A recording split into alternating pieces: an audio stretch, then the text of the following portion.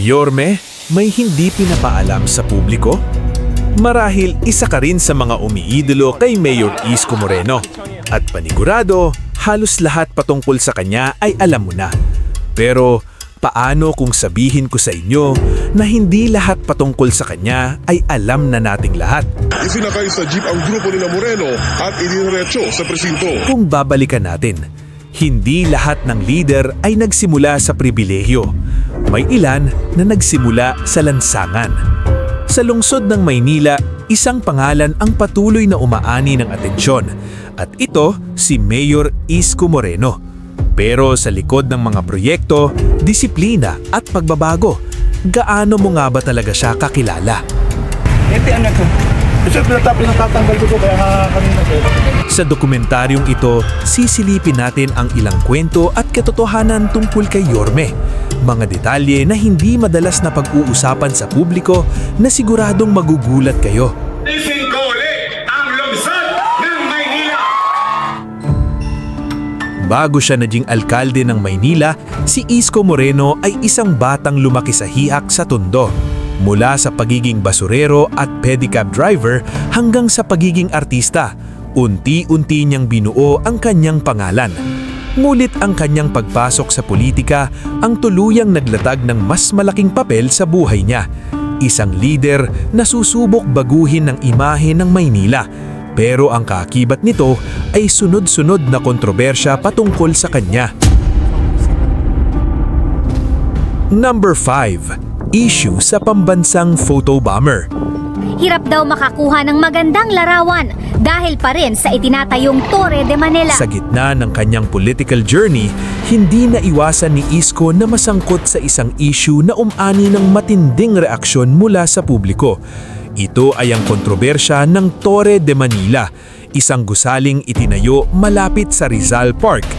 Tinawag itong pambansang photobomber dahil umano'y nasira ang likurang tanawin ng monumento ni Dr. Jose Rizal, isang simbolo ng kasaysayan ng Pilipinas. Sa panahong iyon, si Isko Moreno ay nagsisilbing Vice Mayor at leader ng Manila City Council. At dahil sa pagbabago sa zoning regulations, maraming mata ang napunta sa lokal na pamahalaan. Tinatry kong iwasan makita. Hirap na tanggalin unless photo siya. Maging mga dayuhang turista, hindi rin nalalayo ang sentimiento.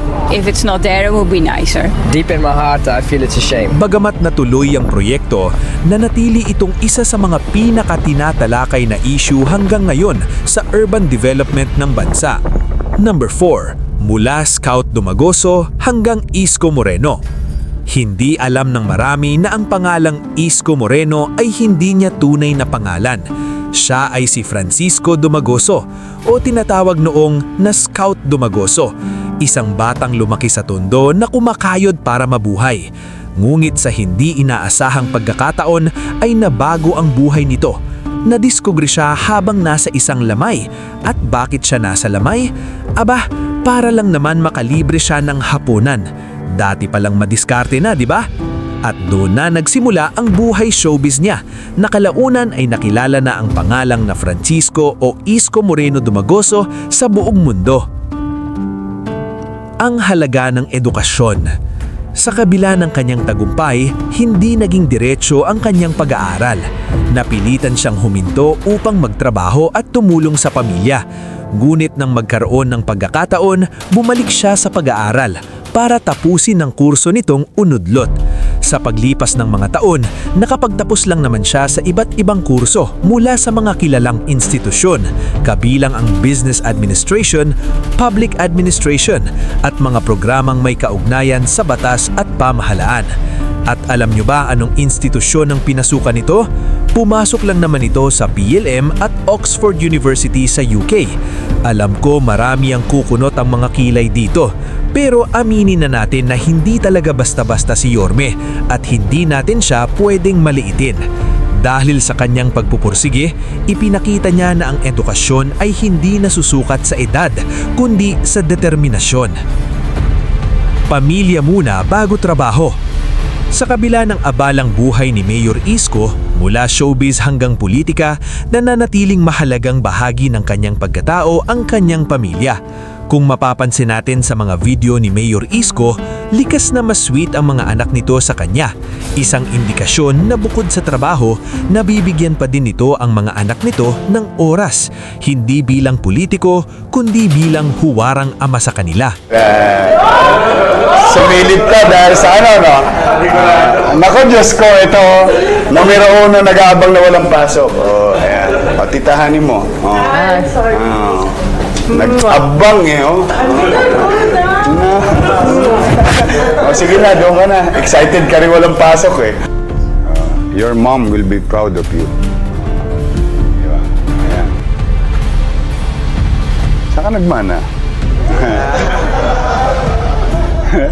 I'm just, okay, ingat ka anak. Thank you. Ha? Thank you. At sa panghuli, isa sa mga pinakakontrobersyal na pangyayari sa kanyang karera ay naganap noong 2013. Nasangkot si Isko Moreno kasama ng ilang konsehal sa isang operasyon kaugnay sa umanong illegal gambling sa Maynila. Naresto kami dahil daw yung bingo, according sa mga policeman, ay illegal gambling daw.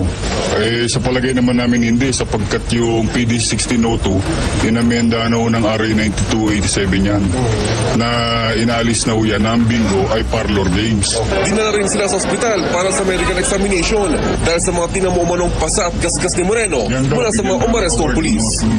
Hindi nagtagal, dumating na rin sa presinto si Vice President Jejomar Binay na kapartido ng mga inaresto. I'm just here in the practice of my profession to see to it that the rights of those who are being accused are amply protected. Ang insidenteng ito ay nagresulta sa kanilang pagkaaresto, isang pangyayaring mabilis na kumalat at pinag-usapan. Ngulit makalipas ang isang taon, ibinasura ng Department of Justice ang kaso dahil sa kakulangan ng ebidensya. Siya pang bumola nung sa Tampiolo eh. O di inuli siya ng pulis. Anong gagawin ng pulis? Magbubulag-bulagan lang ba yung pulis? Dahil sila busy alkalde o konsihal. Kaya naman isa itong paalala mga kababayan na sa mundo ng politika, ang reputasyon ang kailangan mong alagaan. Dahil pag yan nawala, kahit anong gawin mo ay hindi ka na paniniwalaan ng taong bayan. Mula sa pagiging batang lansangan hanggang sa pagiging isa sa mga pinakakilalang lider ng Maynila, ang kwento ni Isko Moreno ay hindi lamang tungkol sa tagumpay, kundi tungkol sa pagbangon, kontrobersya at pagpapatuloy ng nasimulan. Sa huli, ang tanong ay nananatili. Sa likod ng kanyang mga nagawa at pinagdaanan, ano nga ba ang tunay na sukatan ng isang lider, mga kababayan? Kung nagustuhan mo ang ganitong klaseng kwento, huwag kalimutang i-like at i-share ang video. At para mas marami ka pang kwentong malaman, mag-subscribe ka na at pindutin ang notification bell para updated ka pag nag-upload pa tayo ng mga bagong video. Ako nga po pala ang kuya nyo na palaging nagpapaalala sa inyo na dapat alam mo to.